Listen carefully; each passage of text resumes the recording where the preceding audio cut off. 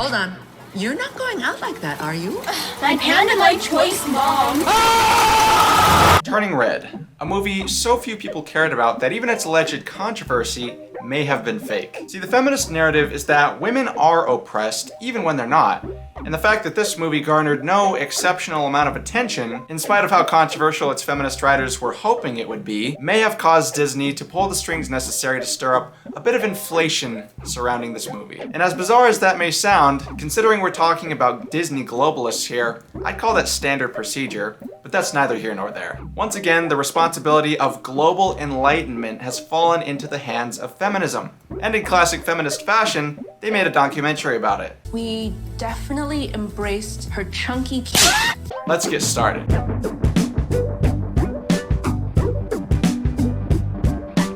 Feminists, regardless of their ethnicity, seek to destroy the family unit. Understand that that is one of their core missions. Feminism is the conversion of familial loyalty to state loyalty. Absolute disintegration of any familial structure whatsoever, and they will dress it up however they need to in order to achieve that goal. Whether it is tricking women into believing they are opposing some sort of overarching patriarchy that is to be blamed for every inconvenience and dissatisfaction in their life, or more specifically for quote-unquote honoring yourself as an individual by rejecting your family values, they will stop at nothing to fulfill their lifelong dream of making everything else around them just as hollow and miserable inside as they are. The worst part about them, though, is that they're not even subtle about it. I mean, how pathetic is it that I was able to guess this movie would have something to do with periods just because it's a millennial feminist movie with the word red in it? Vitamin B, a hot water bottle, and pads. Regular, overnight. Oh, you're just gonna come right out and tell us? Well then what's the point of the red panda? No, seriously. If the red panda is the subject of the story's hidden meaning, and you manually override that by explicitly telling us that the red panda is a metaphor for periods, you've just amputated the red panda from its place in the story. There is no allegory anymore. Now, it's just a fantasy movie about a girl starting puberty at the same time as she is trying to rid herself of a completely separate magical curse. Which would be fine if the story itself was even the slightest bit appealing, but... What are you doing? Stop moving like Is this bothering you? Now, supporters of this movie love to chalk up all the controversy to teenage girls can't do anything without being scrutinized and made fun of. And while I can agree that that would be a dumb reason to criticize a children's movie if that were true, that's not the real reason. Nobody criticized this movie for what the producers would call its unapologetic focus on tween girl problems, even if that's why they thought they disliked it. Nobody cared about the fact that this was supposed to be a goofy coming-of-age movie for adolescent girls. What most people lack the articulation to express is that they actually disliked it because of how contrived and tacky everything was. As an audience member, I never once felt like I was a fly on the wall just watching a group of goofy girls have fun. Instead, it felt like the exact opposite. As if the director had reached into the screen ahead of time and said, "Hey, we're gonna be filming you guys, do something silly." And then they all went, yeah, this is silly, look how silly we're being. Ngang, ngang, ngang, ngang, ngang. Put the camera up at my gummy face, yeah, this is what silly people do. Now, my impression of this movie isn't solely based off of that introductory shattering of immersion, but it certainly didn't set a promising precedent. I'll tell you one thing, I liked these girls way more than I liked these girls. Infinitely more realistic, and you know why? Because they weren't trying to make a fucking statement. Oh, and by the way, the writers for Despicable Me were all men. We'll move on though. I wear what I want, say what I want. Take that, Mom! You'll never be able to stop me from donning my, nice-looking red button-down sweater. You know what? I'm sure it was focusing more on her, rebellious stickers. Yeah. Alright guys, check it out. We've got some pizza, a star, a pink diamond ring. That's something.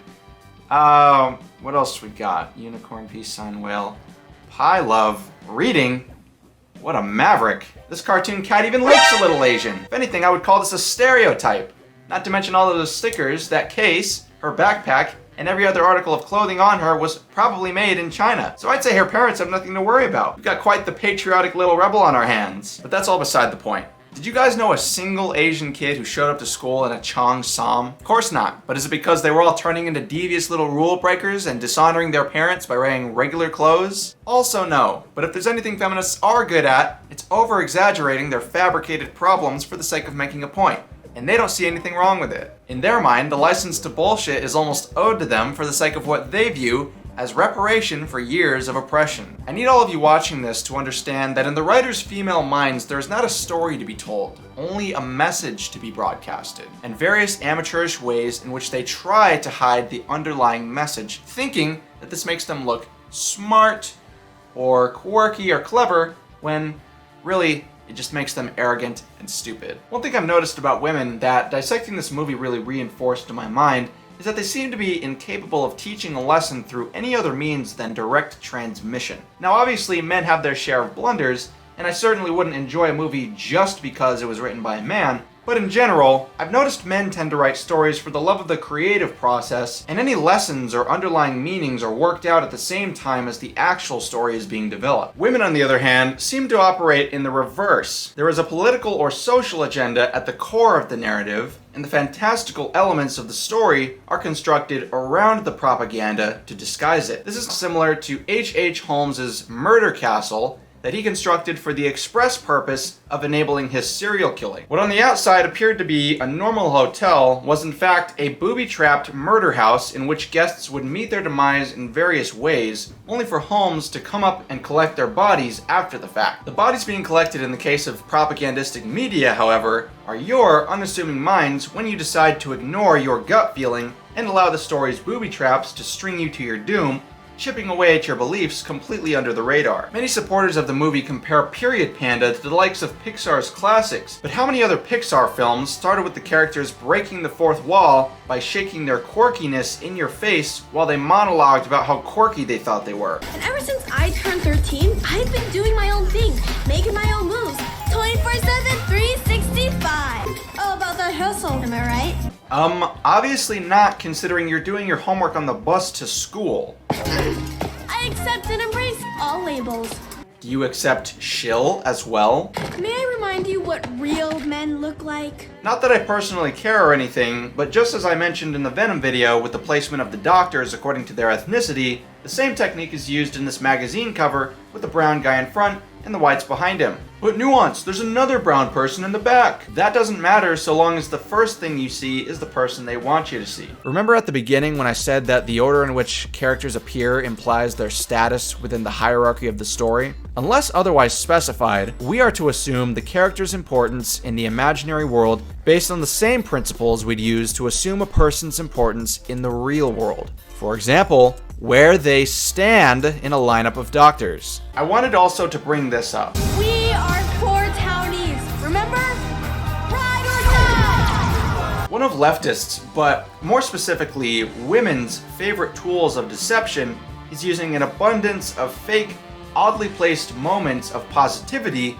to draw your attention away from your thoughts about the situation and into your sensory perception, since that's what would work on them. I don't think anybody had any complaints about the production value of this movie. It's obviously a very pretty looking and high quality CGI.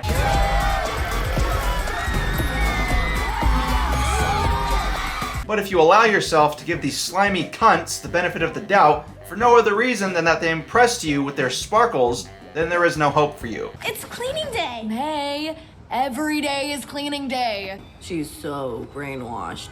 I cannot believe they made it this obvious. They couldn't have thought of a slightly weirder cultural difference than extra cleaning. So let me get this straight. Are the writers trying to convince kids to rebel against their parents when they ask them to clean the house? Now obviously I'm aware that there can be deeper issues than just that, but the writers are doing an awful job of spreading their own message. Tell you what, I'll brainwash your audience for you. Next time you set out to produce a piece of propaganda specifically targeting female Chinese children, have your movie take place sometime around the late 1800s or early 1900s, near the tail end of the practice of foot binding. The trick here though, and the part I think you'll struggle with the most, is to not, at any point, outright admit that you think they are brainwashed, and that the entire purpose of your movie is to undo their brainwashing. A tough one, I know, considering you subvert with all the subtlety of a sledgehammer. During the movie, have the characters routinely justify unpleasant actions with vague explanations of honoring parents, even in spite of how miserable everyone watching the movie can tell it makes those characters. In reality, this movie is targeted towards female North American children, with Mei Lin's Chinese culture serving only as the Trojan horse. And while I could go on, I feel like I've made my point here, so we'll continue.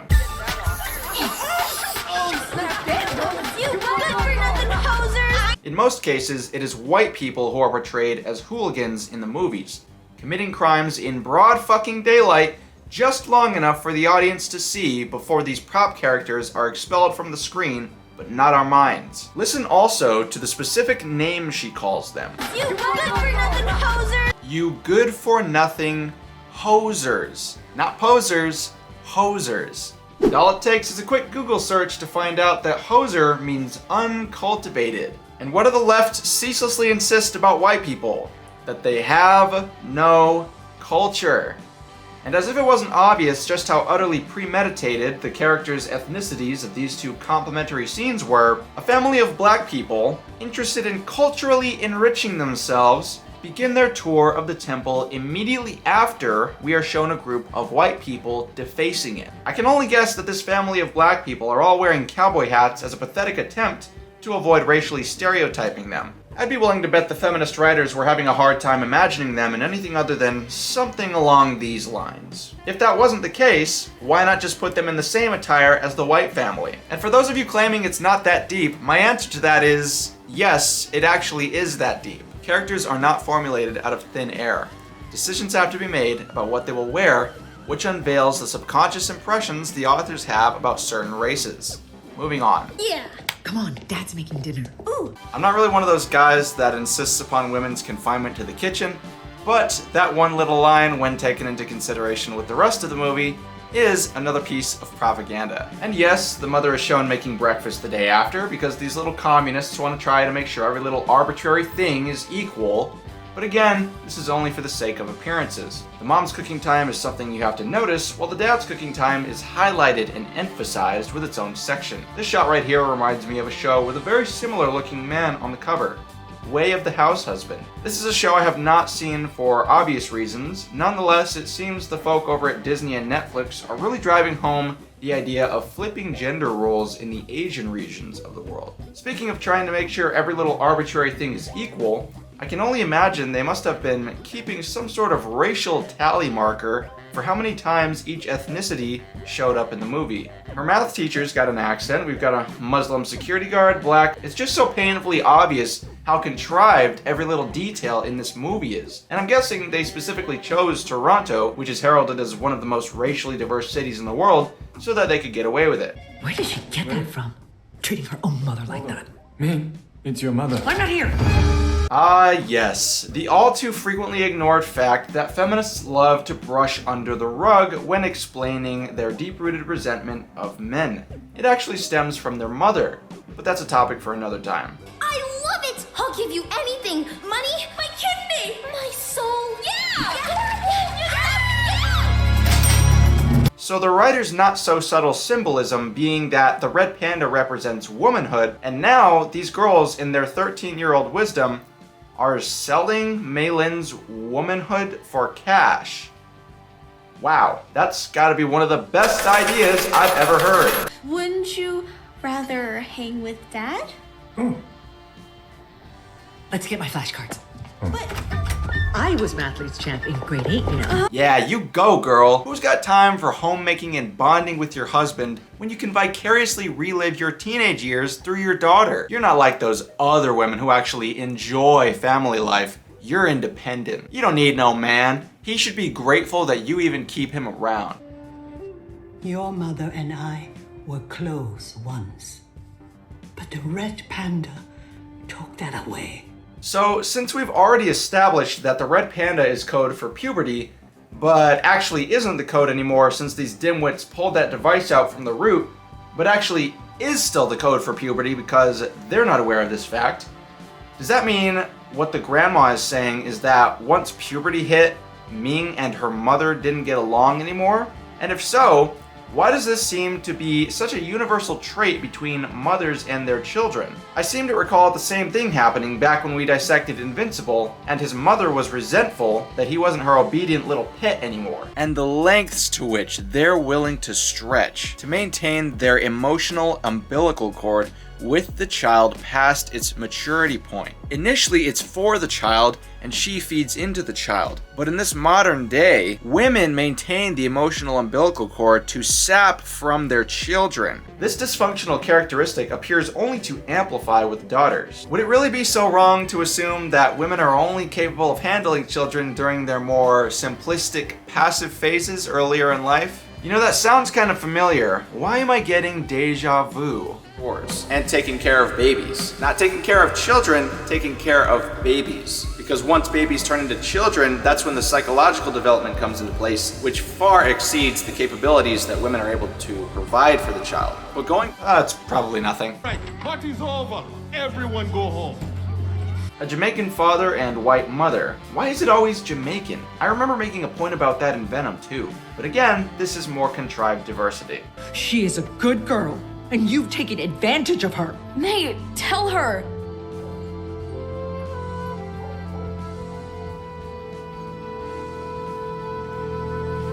You little bitch. Like all the women around this table, you too will banish the beast within and finally become your true self. This one's a double mindfuck. To put it simply, the tyrannical elder women, who the feministic writers would have you believe were quote-unquote brainwashed into choosing family duties at the cost of their own individuality, are preparing Mei Lin for the exorcism with promises of the exact opposite. Grandma says Mei Lin will finally become her true self, which to the audience now means she will become brainwashed, and that the beast within, which is her individuality, will be cast out. Within the minds of the children watching this movie, all of these events culminate into a crescendo of resentment and repulsion directed towards their culture and their family. She and your grandma had a terrible fight. Over what? Your grandma didn't approve of me, but you should have seen your mom. She was incredible. But I'm a monster. People have all kinds of sides to them, May. Okay, except that the entire story is complete malarkey. We haven't seen a single interaction to reinforce what the writers are having the husband tell us through their puppet strings. As a matter of fact, we've actually seen plenty of the opposite. And it's not worth jeopardizing your life over. Right, Jin? See, your father agrees. No concert. Wouldn't you rather hang with Dad? Let's get my flashcards. If we entertain the idea of the fight between the mom and the grandma holding any water, then there's no way it would have been because of her intense feelings for her husband, because there are none. I mean, she doesn't even seem to respect or even like the guy. If anything, it was because of her intense feelings of resentment for her mother. She probably chose the guy she was dating at the time, which happened to be him, as the hill to finally fight on against the overbearing reach of her mother, rather than as a way of proclaiming her undying love for him to a disapproving parent. Keep in mind, however, that this is only the case if we were to even entertain the validity of this story. The truth of the matter is that if we were to genuinely peek behind the curtain of this scene, we would not be reeled into the enchanting backstory of untamed passion that is so frequently witnessed on screen between the two of them. Instead, our eyes would be met with the cold, calculating gaze of a room full of crusty corpo cunts. Liberals are only interested in enhancing the optics of women in the story in whatever way they can, regardless of whether or not these characteristics would realistically conflict with each other. For example, the positive side of being a laid-back person and the positive side of a diligent person, with none of the downsides to either archetype, are routinely paired with each other by the puppeteer authors of stories just like these. To put it simply, the feminists try to write their female characters with both the positive sides of being a diligent person and being a laid-back person. So they're both a diligent person and a laid-back person, despite the fact that those two traits, while being positive in their own way, don't typically, if at all, mix with each other. Leftists want to instill within everyone else the same cult-like woke positivity that they have allowed to corrupt their own minds. One of the ways they do this is by prefacing an upcoming dialogue in a way that would make it seem as though new information about the plot or a specific character was about to be revealed. Then, when your attention is fully invested in the information you think you're about to receive, and there are no conflicting thoughts that would interrupt the transmission by the propagandists, you're given instead a virtue injection. She almost took out half the temple. You saw it? Only once. She and your grandma had a terrible fight. Over what? Your grandma didn't approve of me, but you should have seen your mom. She was incredible. Bred out of cowardice and rigid indecision, however, they are only able to maintain a feeble hold over this mindset due to its inherently fragile nature, causing them to lash out in the volatile ways we've all become intimately familiar with over the past few years. You should have seen your mom. She was incredible. She was incredible. Women are incredible. Diversity is our strength. Notice how they acted like they were going to tell you what happened between the mom and the grandma to create such a rift between them, and then never actually said anything. They brought it right back to Mei Lin's problem right after that injection of woke positivity, with you none the wiser. I'm sorry. You don't have to apologize. I'm your mother. Wow. Just wow. If the rest of the movie was even half as genuine and heartfelt as their time together in the forest, I don't think I would have even made a video on it. This scene was so authentic that it almost had me regretting everything else I had said up until this point. Almost. While I was watching their documentary on the production of the movie, they showed us a glimpse of a rough draft that never made it into the final cut. Small things can feel super, super important, and you could like love something one day and hate it the other. I didn't even like Fort Town last year, but now they're literally the greatest thing that's ever happened to me! Why didn't they just stick to material like this? Was the forest really the only point in the entire story that they felt they had anything authentic to share? The whole plot was essentially reduced to a jumbled mess of half-finished thoughts and themes while they prostituted their symbolic womanhood for boy band tickets. The starry eyes in May when she sees a boy that she really, really loves. I, for one, was a bit confused anytime they abruptly broke away from the story to focus on this random kid for a few seconds. Apparently this was done as a way of showcasing the whimsical feelings of teenage girls, but all it really did was function as a confusing and detached distraction. None of these served what the creators claim was their goal. Bye, Mom! Bye, Dad! Hold on. You're not going out like that, are you?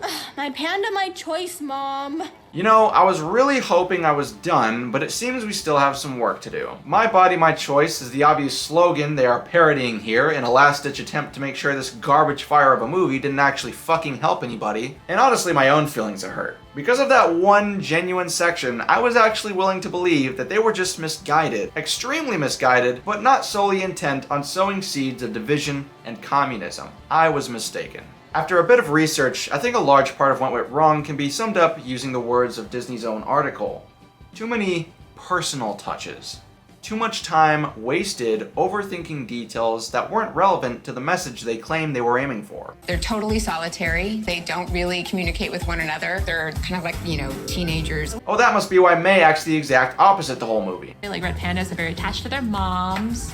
Yeah, along with every other mammal on the planet. They sleep all day. At no point in the story does May ever display signs of hypersomnia or even the desire to sleep in. So the red panda is basically a metaphor for magical puberty. I never would have guessed. We're gonna be spending 4 or 5 years of our life on this. Like, we gotta go big. It took you guys 4 or 5 years to write this? For May, it was important to design her in the way that we saw ourselves. Her face is round, her ankles are thick. We were like looking each other's faces. We're like, hey, we got moles. She should have moles. Yeah. And then you're like, hey, Rona, you have funny lips. Yeah, you have like that dip in your lip. Let's put that in. Yeah. Hey, Rona, you have really patchy eyebrows. When that part of myself gets celebrated and the director's like, hey, I like that. Let's put it in our main character. You're like, hey, why did I hate that for so long? Well, I can definitely get on board with the sentiment here. I don't think a single audience member noticed those details. And I hope this isn't gonna sound weird,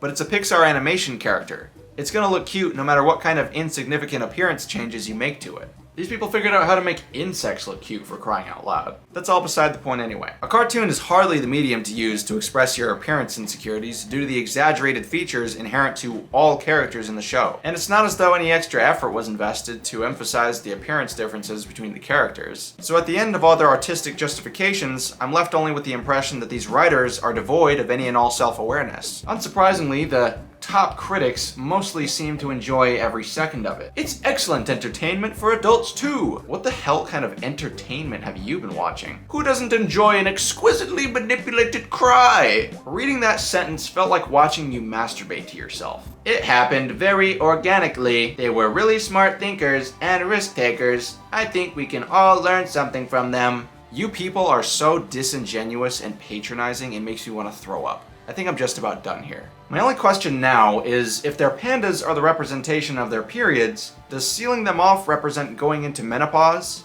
Well, don't look at me like that, it was their idea. Thank you guys so much for watching. Leave a like on the video if you enjoyed. Let me know what you thought down in the comment section below. Make sure to subscribe in case you're not already, and click that bell so that you never miss any new uploads. And I will see you in the next video. You never know on my mind, oh my, oh my. I'm never not by your side, your side.